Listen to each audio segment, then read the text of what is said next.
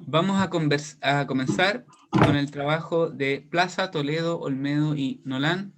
Efecto de la combustión, la herbivoría, las plagas y la presencia de especies acompañantes en la germinación de Acacia caben. Continuamos entonces con interacciones pre- y perigerminativas entre Cesalpinia spinosa y Malva sp. Un escudo contra invasiones biológicas, el trabajo de Olmedo, Plaza y de la estimadísima Paulette Nolan.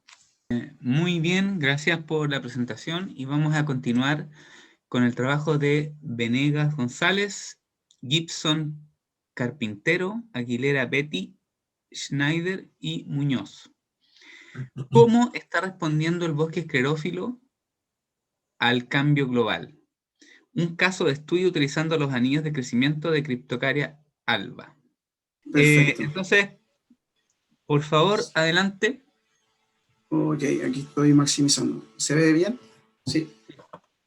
Ok. Ya, gracias por la presentación. Mi nombre es Alejandro Venegas González, soy investigador del Centro de Evaluación de la Tierra, EMERA, de la Universidad Mayor, y los vengo a sacar un poco de la semilla. Voy a hablar sobre el mundo de los anillos de crecimiento.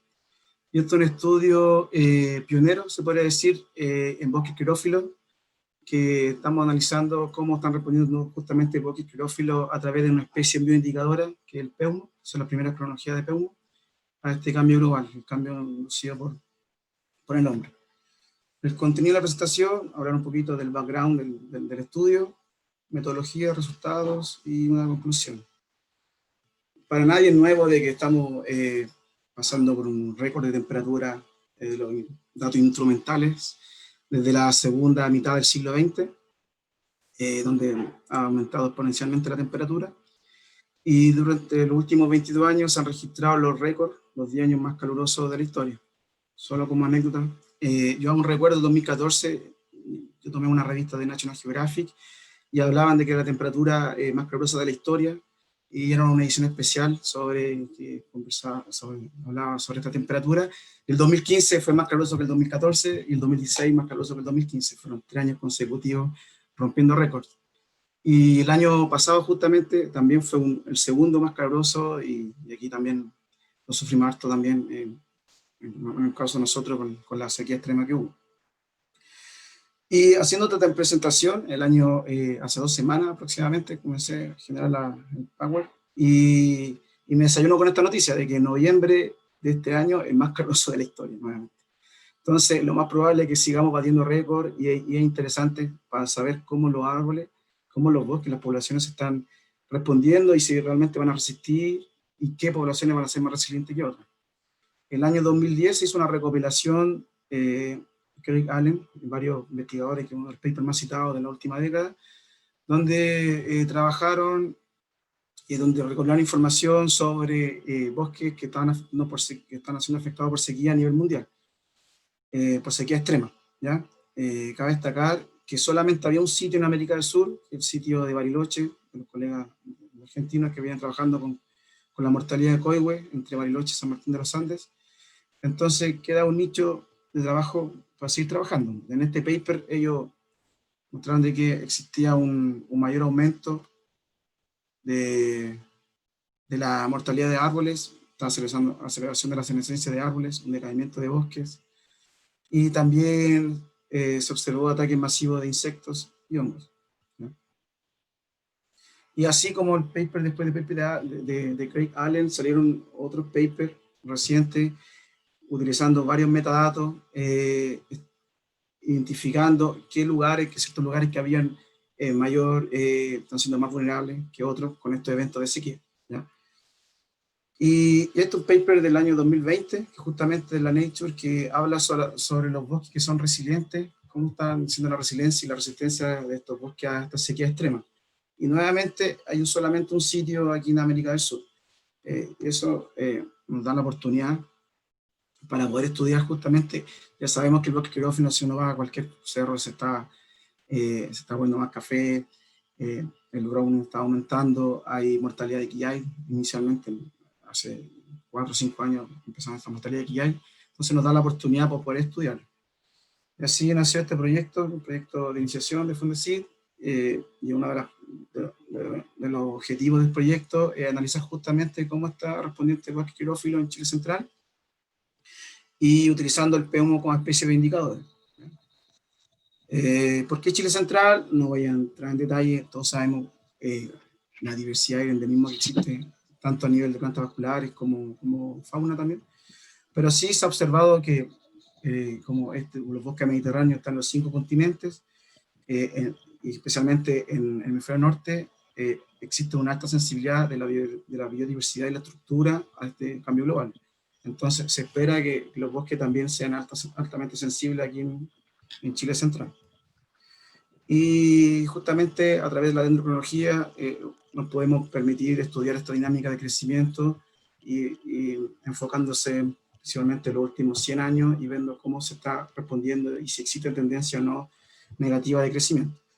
Que la dendrocronología, no voy a entrar en detalle, pero es la ciencia basada en el estudio de los anillos de crecimiento de los árboles, que sirve para estudiar la relación del árbol y el clima, entre otras cosas. La metodología, son varias poblaciones que venimos estudiando como grupo, pero aquí solamente tenemos 10 poblaciones ya bien datadas, bien cosechada, tenemos 10 cronologías de PEUMO, entre el Cerro Santinés, que es alrededor de Los Vilos, hasta San Javier.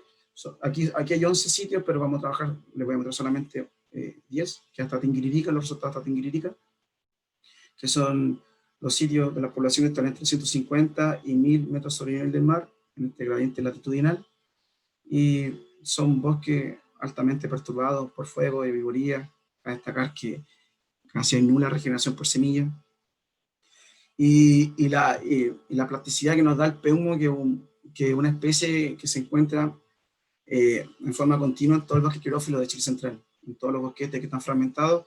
Exposición sur, la mayoría de la exposición sur, ladera sur o quebrada, existen poblaciones de PEUMO. Estas colectas fueron entre el 2018, 2019 y 2020, también estamos colectando. Solamente lo que vengo a mostrar ahora son 300 árboles aprox, que se colectaron con este método no destructivo, que son de Pressler, que no deja de ser invasivo, la verdad. Por eso colectamos máximo 2 tarugos por árbol, con una muestra de 5 milímetros de diámetro.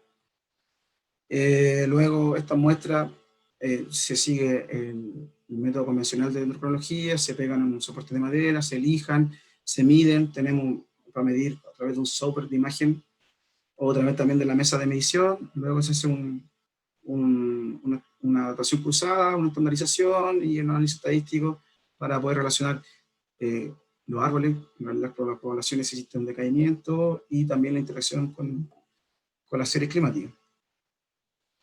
Como resultado de las 10 poblaciones, primero podemos decir de que inmediatamente me encontré de que son poblaciones, algunas bien longevas, sobre todo Santinés, que había un individuo de casi 300 años de PEUMO. Por ejemplo, en Río Clarillo había un PEUMO de 1 metro de diámetro, con individuos arriba de 150 años. Entonces, una especie que puede ser incluida ya como para hacer reconstrucciones, los colegas dendrocronólogos chilenos que trabajan con reconstrucción climática, podrían utilizarla también para poder ver cómo ha variado el clima en por lo menos los últimos 300 años aquí en el Valle Central.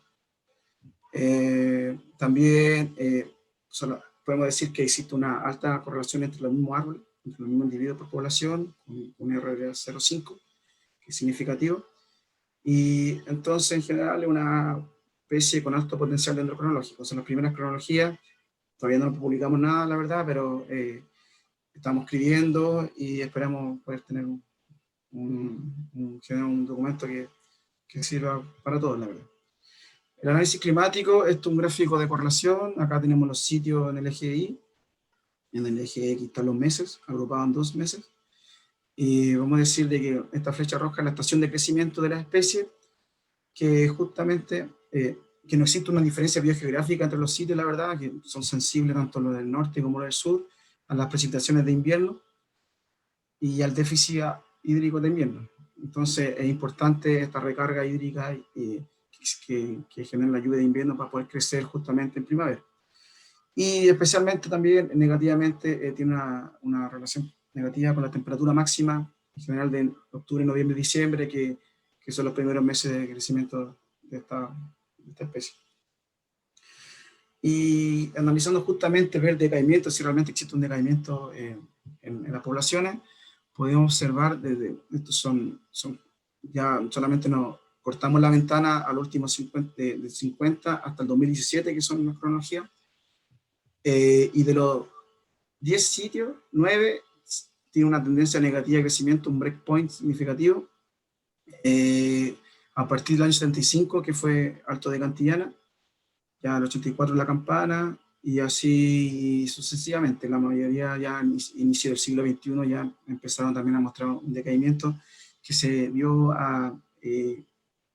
acrecentado, inducido también por esta mega sequía que venimos pasando desde el año 2010. Solo Aguas de Ramón tiene una tendencia positiva de crecimiento, pero aquí hay que tener ojo porque aquí tuvimos un problema con la colecta y se perdieron varios últimos anillos, la verdad, y esta cronología solamente llega hasta el 2011. Entonces, lo que hicimos... minutos, Alejandro. Ya, entonces esta cronología llega hasta el 2011 y lo que estamos haciendo es actualizar la cronología, la verdad. Y esperamos, lamentablemente, yo creo que eso se va a revertir y va a haber una tendencia negativa. Solamente agrupando todos los sitios, hacer una cronología regional, podemos observar que sí existe un decaimiento, un fuerte decaimiento a partir del año 2005 en todas las poblaciones. Y haciendo esto una cronología regional con el clima, es un comportamiento bastante similar a lo que vimos sitio por sitio. No voy a entrar más en detalle de esto por el tiempo, pero sí podemos, al integrar la cronología regional con un índice de sequía que integra tanto temperatura como precipitación, podemos observar que existe una gran relación justamente con esta variable, que esta variable va indicando temperatura y precipitación, y se observa una disminución de este índice de sequía en el último tiempo, y que coincide tanto con nuestra cronología de ancho de anillo. Pero ¿qué habrá pasado con el año 2019? Como yo dije inicialmente, un año extremo seco. Estamos trabajando en eso porque fue uno de los 4 eventos más extremos secos de los últimos 150 años y probablemente de los últimos 1000 años, como el 68, el 98, el 24, excepto de que lo antecede 10 años de sequía. Eso lo estamos estudiando actualmente, pero sí podemos ver de que, por ejemplo, si se está muriendo bosque, en el fondo, se está secando. Esto es una foto del 2018, que nosotros sacamos, y esta de marzo del 2020. Esta Agua de Ramón, una de las colectas que se hizo también en 2016, 2020.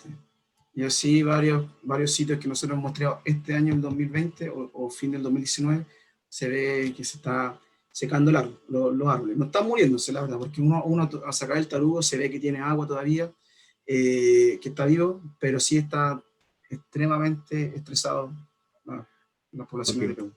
Muchas gracias, Alejandro. Damos paso a la ronda de preguntas.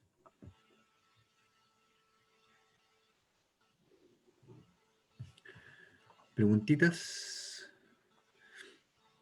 Mientras escriben, yo te tengo una pregunta, Alejandro. ¿Conoces de otras cronologías de otras especies con las cuales puedas hacer una suerte de chequeo cruzado para poder observar si esto es más allá de Peumo, las tendencias observadas? Ya, mira, el proyecto en sí integra, la idea es comparar el bosque esclerófilo con el bosque caducifolio de aquí de Chile Central. Ya. Entonces tenemos casi la misma cronología con roble de Santiago y Gualo. Y el comportamiento, lo que te puedo decir, de que el esclerófilo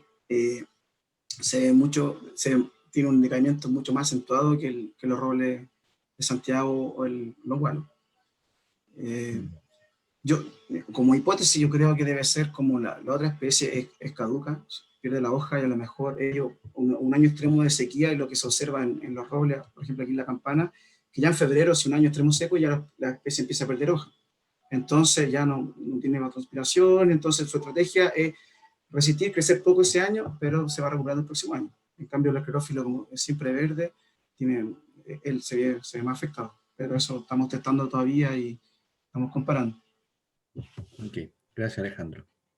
Gracias a ti. ¿Más preguntas?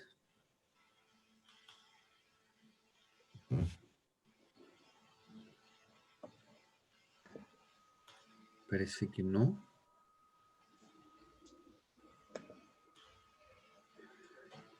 Cristian. ¿Seguimos, Loen? Sí, sigamos, porque ya estamos en el tiempo. Muchas gracias, Alejandro. Gracias a ustedes por haber aceptado la presentación. Gracias, Alejandro. Ahora sí está con nosotros conectada Cristina Soto Agurto en el trabajo junto con Velasco, Smith y Bustamante sobre Acacia caben como nodriza en condiciones naturales, menor facilitación en Chile Norte. Adelante, por favor. Pueden compartir pantalla.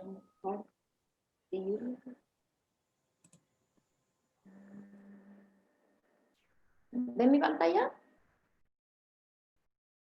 Sí, sí se ve. ¿Me escuchan bien? Estoy un poco lejos. No, se te escucha bien. Adelante.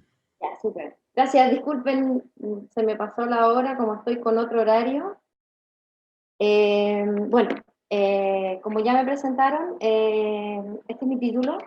Sin embargo, había pensado que quizás es un poco ambicioso hacer una declaración de menor facilitación en Chile Norte.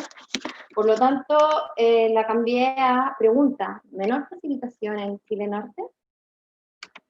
Bueno, a modo de introducción, la acacia caben, más conocida como el espino, ha sido importante en estudios de ecología, siendo incluso vista como un modelo, una especie de modelo, la sucesión del matorral chileno.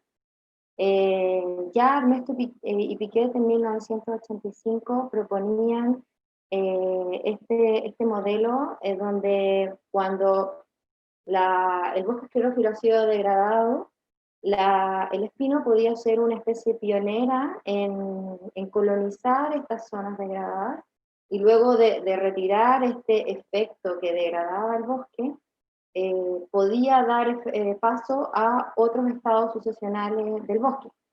Sin embargo, estos son resultados de observaciones que estos investigadores hicieron, sin embargo no lo midieron. Entonces, este modelo dio pie a muchos posteriores estudios donde se le atribuían bastantes efectos positivos al espino, como por ejemplo que daba protección gracias a sus ramas con espinas. También se ha visto que las primeras capas de suelo tienen menor compactación. Al ser una fabácea también tiene una fijación de nitrógeno y una alta materia orgánica. También se ha medido que hay una menor temperatura en las primeras capas de suelo.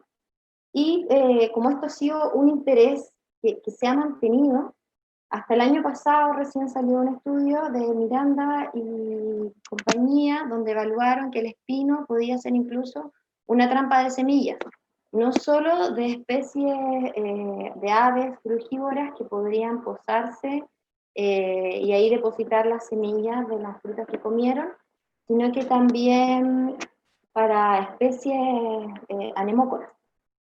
Entonces, todos estos efectos han sido evaluados, pero nadie había evaluado todavía el efecto nodriza, hasta que Meredith Ruth Bernstein en su doctorado evaluó directamente esto, evaluando la regeneración del bosque nativo en transectas y comparándola, contrastando con el litre, que es otra especie que ella consideraba que podía ser una buena especie nodriza. Y en sus resultados ella vio que el espino generaba un mayor efecto positivo en la regeneración del bosque. También, parte de su estudio, que fue muy interesante, ella quiso probar si es que era cierto que el espino podía comportarse como una especie invasora, porque muchos comentarios también decían que no daba paso a los siguientes estadios sucesionales, que incluso podía ser un invasor en el bosque esclerófilo. Y bueno, ella comprobó que si bien el espino podía germinar en el bosque esclerófilo, rápidamente moría. Entonces, descartó esta opción de que fuera una especie invasora, y también demostró que tenía un efecto positivo como nodriza. Ahora, todos estos estudios que han se han interesado en el efecto positivo del espino se han llevado a cabo en la región metropolitana, parte de la quinta y parte de la sexta, pero gran parte ha sido aquí, en la zona central. Bueno, ahí. Sin embargo, el espino en su distribución de Chile va, como podemos ver en el mapa, desde Copiapó hasta Concepción. Estos son algunos puntos de IEBIF. Entonces nosotros nos hacemos la pregunta, ¿el efecto positivo del espino es extrapolable entonces al resto de su distribución? Porque en el resto se va a enfrentar a distintas condiciones climáticas y geográficas y también va a estar acompañada de distintas comunidades vegetales. Entonces, lo que nosotros hicimos como método fue medir la abundancia de plantas nativas leñosas bajo la copa del espino, tomando el área de la copa, luego esto mismo se llevó afuera del espino para medir la misma área, la abundancia de plantas bajo ella. Esta condición fuera de espino fue determinada de forma aleatoria, por lo tanto podía ser una condición abierta o incluso podía ser una condición que estuviera bajo arbusto o incluso bajo algún árbol. Lo importante era que no tuviera a menos de 15 metros el espino que se midió u otro espino que pudiera afectar como la proyección de su copa o el efecto de su raíz. Bueno, entonces se tomaron estas dos mediciones, el contraste, y cada contraste fue la réplica que se midió entre 10 y 15 veces por localidad, con un total de 17 localidades. Se evaluó el índice de interacción relativa, que mide en este caso la abundancia, porque esto se ocupa para mediciones ecológicas con riqueza, con la variable que se estime, en este caso nosotros usamos abundancia. Entonces tomó la abundancia con la condición estudiada, que es bajo espino, menos la condición testigo, que es fuera, dividido por la sumatoria de ambas condiciones. Esto lleva a valores entre 1 y menos 1, donde resultados positivos indican un efecto positivo y así con el negativo y el blanco. También se tomó toda la distribución del espino y se clasificó de acuerdo a la pluviometría y la afinidad de comunidades vegetales. De esta forma pudimos clasificarla en norte, centro y sur, como se presenta ahí. Aquí hay una imagen de tomando datos en una condición bajo espino, y a su derecha pueden ver el mapa de las 17 localidades muestreadas en Chile, norte, centro y sur, rojo, verde y azul, y solo me voy a entrar en detalle de observar que, voy a apuntar mejor, acá se puede ver que en el norte hay muchas zonas donde no hubo muestreos, y esto fue algo que simplemente se dio porque no estaban las condiciones. A veces había espino, pero no había la cantidad suficiente para muestrear, o no había un bosque nativo cercano que pudiera ser que estuviera regenerando. Entonces fue algo que simplemente se dio. Los resultados, el índice de interacción relativa en cuanto a abundancia presentó un efecto medio a bajo positivo en la zona centro y sur, y un efecto, si bien bajo, pero negativo en la zona norte. Sí, en la zona norte. Entonces, aquí ya vimos un efecto muy distinto entre el centro y sur con el norte. Y también quisimos notar que la densidad de reclutamiento fue muy baja, fue en promedio de todas las localidades de 0,3 plantas por metro cuadrado. O sea, si nosotros consideramos un espino grande de 3 metros de radio, podríamos encontrar 8 o 9 plantas en toda el área bajo la copa. Entonces, esto es importante considerar si es que uno va a tomar un muestreo, por ejemplo, un plot de 1 metro, puede que no alcance a representarse. En este estudio, sin embargo, no fue un problema porque medimos el reclutamiento bajo toda el área de la copa. Ahora, si nosotros queremos hilar más fino y mirar qué es lo que pasó a nivel de especies, podemos ver que en las 15 especies más abundantes en cada región se comportó de forma distinta. Aquí tenemos, por ejemplo, en la región norte, el palqui, 14% de las observaciones se encontraron en la condición fuera y 85% se encontraron en la condición bajo activo. Entonces el azul es el porcentaje mayor. Y podemos ver que en el norte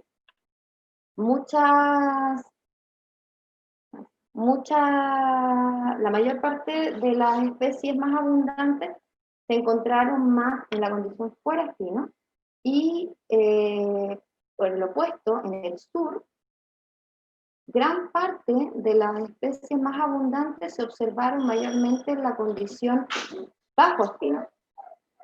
Esta es mi perra llorando.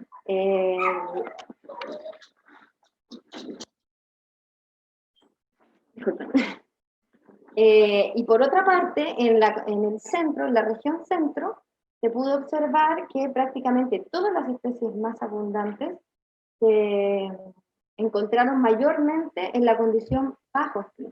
Entonces, Se cumplieron los 10 minutos, Cristina. ¿tengo que terminar? Sí, por favor. Ya, voy a hacerlo rápidamente. Esto es lo que observaron las personas que estudiaron anteriormente. Como discusión, la cobertura no fue un resultado que pudiera explicar la menor abundancia, porque fue el mismo patrón.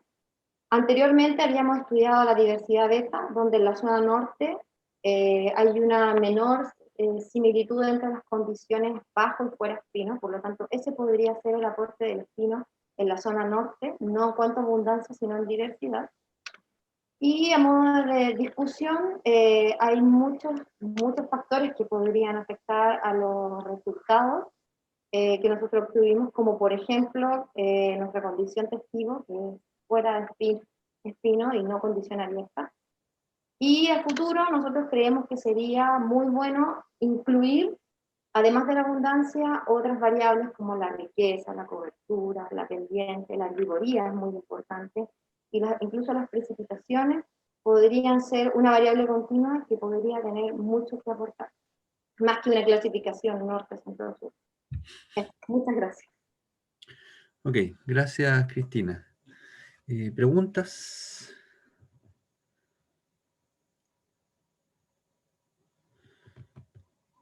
No hay preguntas. Yo tengo un parcito, Cristina.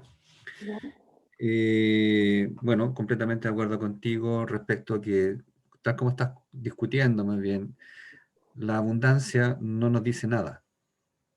Solamente te dice, entre comillas, ¿verdad? Supongo, si recuerdo bien, tú mediste abundancia como cobertura, ¿verdad? No, abundancia como cantidad de plantas creciendo bajo el espino. Cantidad Cobertura de fue lo individuos. que intentamos ver si es que explicaba la menor abundancia en el norte, pero no fue así. No, claro, porque tú, como bien muestras en la tabla, finalmente, si uno quiere avanzar con este tipo de cosas, lo que realmente importa es contar individuos de distintas especies para poder, como tú bien muestras en tu tabla, ¿verdad? Ver qué está pasando a nivel de comunidad. Y se te da una cosa muy interesante, que de acuerdo a lo que tú ves ahí, obviamente hay que hacer las pruebas estadísticas de rigor, ¿verdad? Pero a grosso modo ves que en términos proporcionales el efecto nodriza es menos marcado hacia el norte en comparación hacia el sur.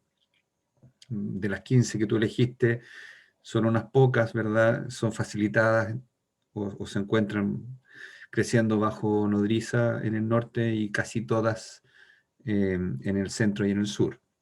Eso, por lo tanto, a mí me parece que lo que propone es como proseguir el camino natural, porque realmente esto de la abundancia no nos dice nada. Lo realmente importante en facilitación es saber si importa o no para la diversidad. Y lo último, claro, yo te iba a preguntar en qué medida esta clasificación centro-sur versus norte afecta tu resultado, porque hay un par de sitios, Huemul, por ejemplo, que puede ser clasificado tanto en el norte como, perdón, como en el centro como en el sur. Sí. Esto. Simplemente fue una clasificación en cuanto a pluviometría y comunidades vegetales. Entonces, en este caso, claro, Huemul quedó en el sur, pero consideramos que, o sea, recordemos que esta es sur, pero dentro de la distribución del espino. Claramente no es Claro, sur. lo que pasa es que conociendo Alto Huemul no me parece tan distinto de Río Cipreses, por eso... Podría ser, pero las condiciones como históricas de pluviometría presentaban cierta diferencia. Ahora sí es cierto que el corte entre centro y sur es mucho más como al límite que el corte que hay de centro con norte, que es Sí. mucho más claro. Y de hecho se ve en tu mapita en el fondo. Sí. Nada, si no hay más preguntas, en honor al tiempo, concluimos esta presentación. Muchas gracias, Cristina. Gracias a ustedes. Cristian. Bien, vamos a continuar entonces con el trabajo de Marcó, Vargas y Sabando, efecto de las especies invasoras en la composición de diferentes formaciones esclerófilas de Chile central. Por favor, Luisa, adelante. Vale, dale. ¿Se ve? Sí.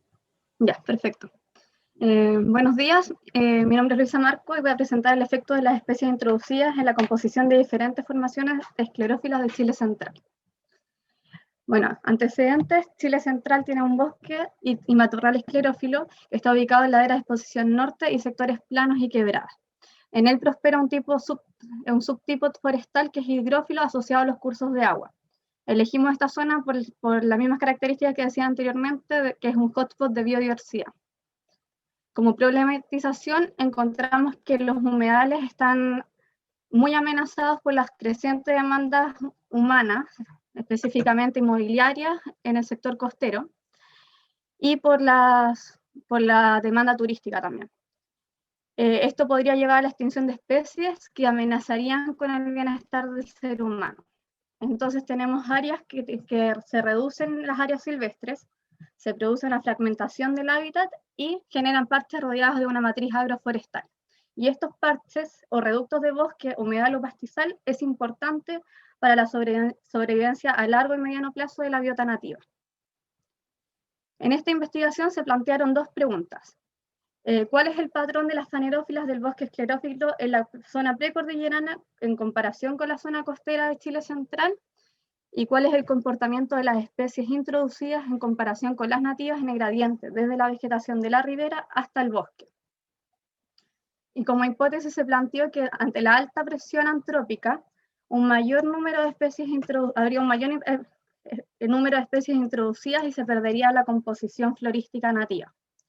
Mientras que en el sector costero habría una mayor heterogeneidad de hábitat y recursos, o sea, una mayor diferenciación, y por eso habría una mayor riqueza de especies y patrones diferenciales según el gradiente también.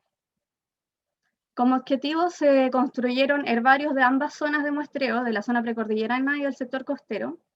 Se generaron matrices de contingencia considerando abundancia y cobertura de especies, también clasificando entre especies nativas y exóticas. También se calcularon los índices de diversidad de alfa en Shannon, diversidad beta de Yacar y similitud de Gray-Curtis, y luego se analizaron estos índices. El área precordillerana es el sector de Río Clarillo con acceso al público, que fue creado en 1982 y tiene 13.085 hectáreas. Y el área costera es el área de la quebrada Mirasol Yeco en Algarrobo, que está protegida por la Fundación Kennedy. En este mapa se ven los puntos 1, 2, 3 y 6 que fueron muestreados en el sector protegido y 4 y 5 que pertenecen a un condominio privado. La metodología de muestreo: se tomaron 50 cuadrantes de 5 metros por 5 metros en cada zona, y en el gradiente A, B y C respecto al cuerpo lótico, lejos, medio y, o sea, cerca del cuerpo lótico, medio del cuerpo lótico y lejos del cuerpo lótico, con 6 metros cada uno.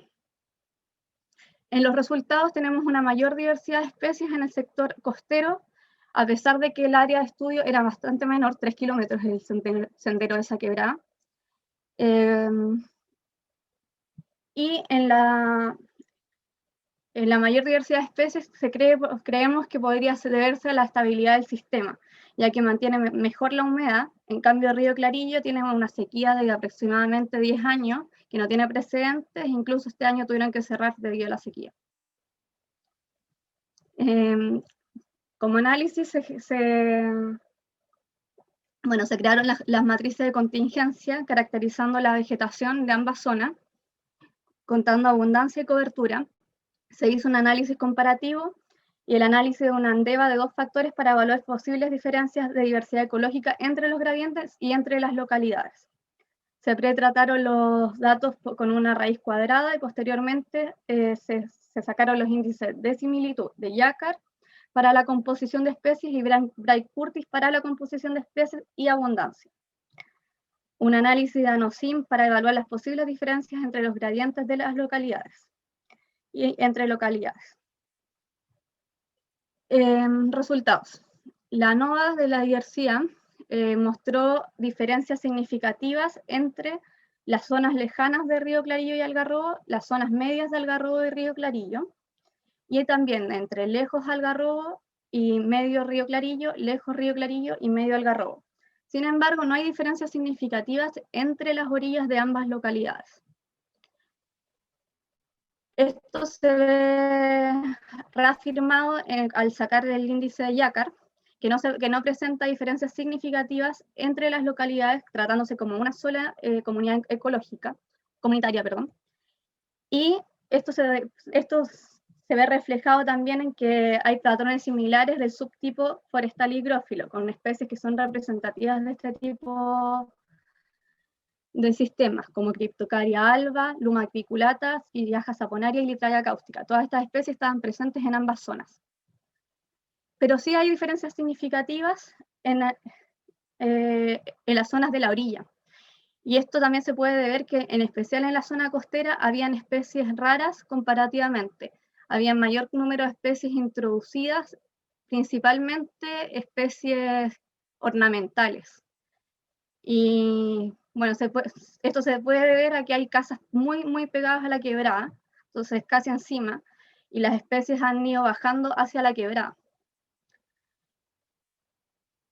En el índice de Wright-Curtis tampoco presentó diferencias significativas entre las localidades, presentando un patrón similar al índice de Yacar.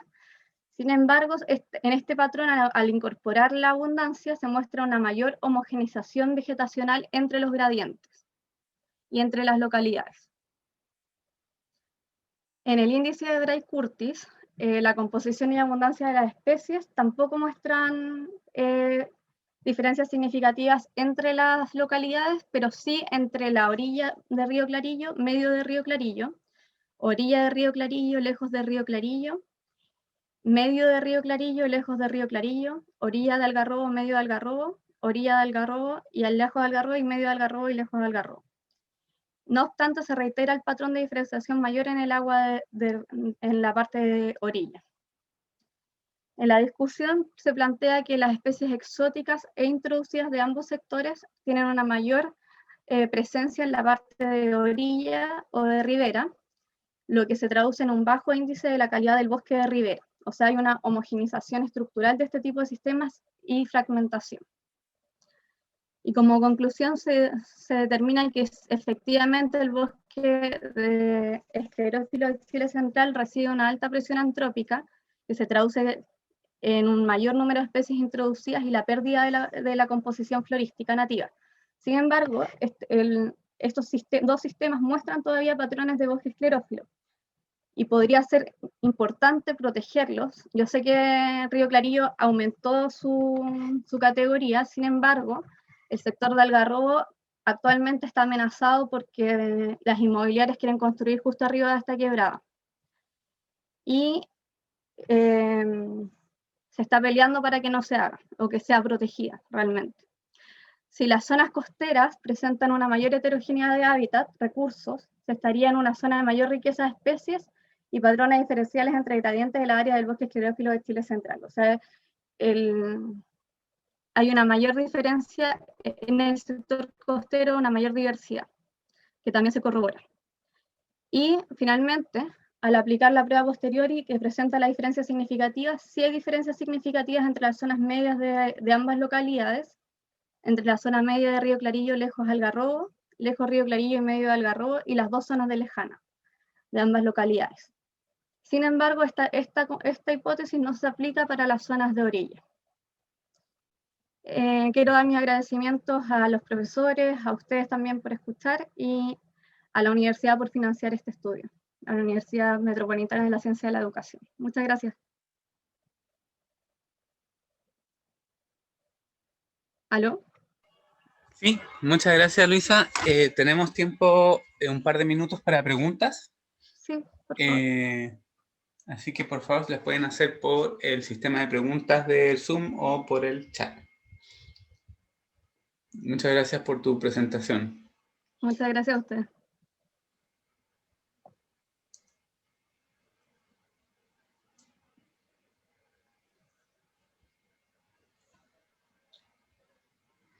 Bueno, mientras la gente escribe sus preguntas, yo tengo una pregunta un poco relacionada con lo que se conversaba en la mañana, digamos. O sea, ¿cómo de alguna u otra manera este tipo de información científica se puede hacer llegar como a las comunidades? Porque a mí me da la sensación de que la presión política es mayor cuando se involucran a la gente, al público general, más que si uno saca un paper que en realidad lo leen los puros colegas.